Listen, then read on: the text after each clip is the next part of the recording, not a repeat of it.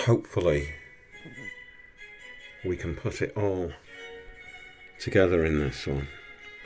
A simple mortgage here, £100 that we have to pay back over 10 years at an interest rate of 5%.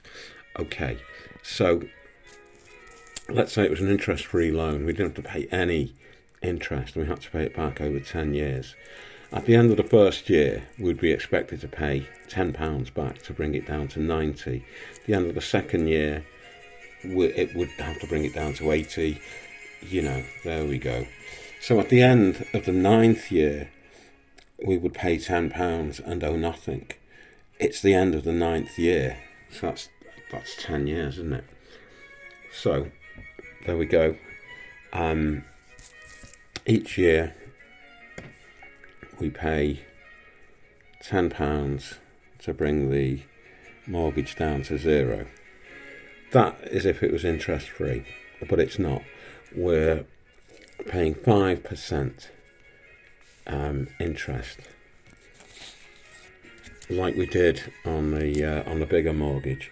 So we know from the previous videos that if we were to borrow £100 at an interest rate of 5%, then at the end of the first year we would owe £105, but we've got to bring it down to 90 quid.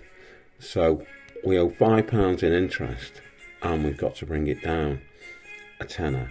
So on a 10-year mortgage at 5% interest,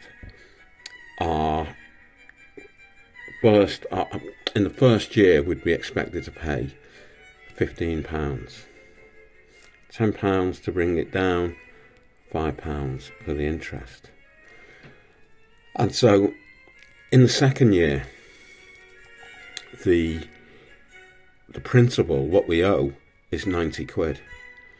So we have to pay £10 to bring it down. Now, £90 times 1.05 is 94.5. So we'd have to pay £4.50 interest, and you can see how the interest goes down, would go all the way to the bottom. We pay a tenner each year, which is paying off the principal, and then we pay a reducing amount of interest each year until the debt is paid. That's it. If you followed that, then you can work out how a mortgage is calculated. Very simple numbers we've used here, but